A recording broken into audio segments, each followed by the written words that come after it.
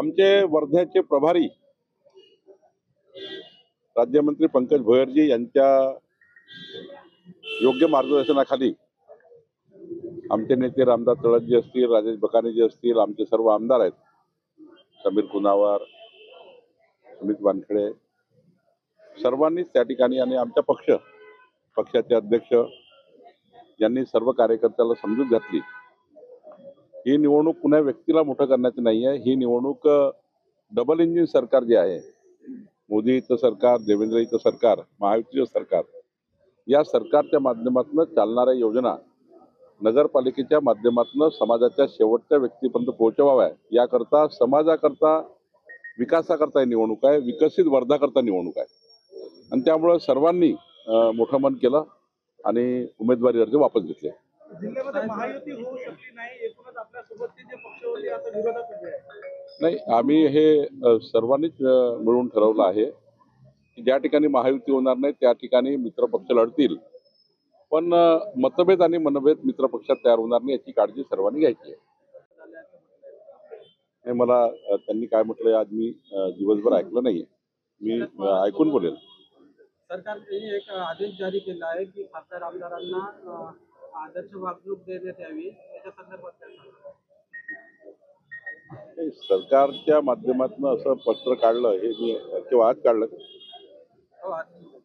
तर मी जरा बघितलं नाही, बघतो मी. आणि पण एवढंच आहे की लोकप्रतिनिधी जेव्हा निवडून येतात तेव्हा नेहमीच असा स्टँडिंग ऑर्डर्स आहे की लोकप्रतिनिधीला सर्व अधिकाऱ्यांनी जे काही लोकप्रतिनिधीचे पत्र येतात त्या पत्राला लवकर निकाली काढणे, आमदार खासदारांनी पत्र दिलं त्या पत्राचा टाइम बाउंड त्या ठिकाणी रिप्लाय देणे.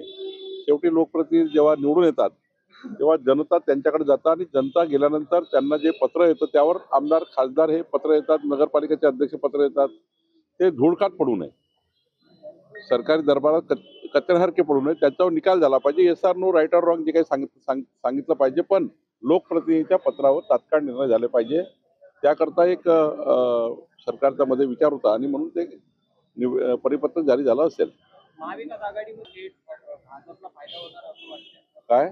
महाविकास आघाडीमध्ये अनेक जिल्ह्यांमध्ये फूट झालेली आहे, शिवसेना वेगळी लढते तर काँग्रेस सोबत पुन्हा जिल्ह्यामध्ये या नगरपालिका, महानगरपालिका, जिल्हा परिषदच्या निवडणुकीमध्ये, स्थानिक स्वराज्य संस्थेच्या निवडणुकीमध्ये आणि येणाऱ्या 2029 पर्यंत काँग्रेस आणि महाविकास आघाडी किंचित झालेली दिसेल.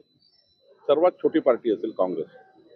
मेगा भरती भाजपमध्ये होणार आहे? मेगा भरतीचा सवालच नाही आहे. जे काही लोक आमच्याकडे येत आहेत ते सर्व लोकांनी संकल्प केला आहे विकसित महाराष्ट्र. माननीय देवेंद्र फडणवीसजींनी विकसित महाराष्ट्राचा संकल्प केला आहे, त्याला साथ देण्याकरता लोक येत आहेत. कुठल्याही नगरसेवक पद आणि जिल्हा परिषदचे पद मिळण्याकरता नाही आहे. अनेक लोक या ठिकाणी पक्षामध्ये आले आहेत. सर्वांनाच ते आम्ही तिकीट देऊ शकत नाही, पण सर्वांचं मत आहे काँग्रेस पार्टी आता या महाराष्ट्र देशामध्ये यशस्वी विकासाचं राजकारण करू शकत नाही. विकासाच्या राजकारणाला आपण गेलं पाहिजे. भारतीय जनता पार्टी आणि महायुती विकासाकडे नेत आहे. भारत देशाला विकसित भारत करण्याचा संकल्प मोदीजींनी केला आहे, त्याला साथ देण्याकरता लोक भाजपमध्ये येत आहे. वापरायची गरज नाही आहे. विकासाची चाबी आहे. डबल इंजिन सरकार आहे, जनतेचं जनमत आहे. आणि महाराष्ट्रामध्ये देवेंद्र फडणवीस सरकार जे आलं 3,18,51,000% मतं घेऊन आला आहे. त्यामुळे जनतेला विश्वास आहे विकासावर. देवेंद्रजीच्या नेतृत्वावर विश्वास आहे, मोदीच्या नेतृत्वावर विश्वास आहे. विश्वासाला मत आहे. विश्वासाने नगरपालिका अनपत झाल्या आहेत. माजी आमदार काही काँग्रेसचे भाजपच्या संपर्कात आहे असं बोललं जातं. काही नाव तुम्हाला माहित असेल तर द्या. ठाकरेची सेना जी आहे काँग्रेसला सोबत घेऊन महाविकास आघाडी कायम ठेवण्यावर अजूनही ठाम आहे. कुठले? ठाकरेची सेना. त्यांना पर्याय काय? त्यांना हाच पर्याय आहे की काँग्रेसची विचारधारा त्यांनी स्वीकारली आहे. आता ते विचारधारा स्वीकारली आहे त्यामुळे त्यांना काँग्रेससोबत राहावं लागणार आहे. त्यामुळं त्यांना आता हिंदुत्वाचा विचार काँग्रेस यांनी उद्धव ठाकरेंनी सोडला आहे, त्यामुळे काँग्रेससोबत गेलाय.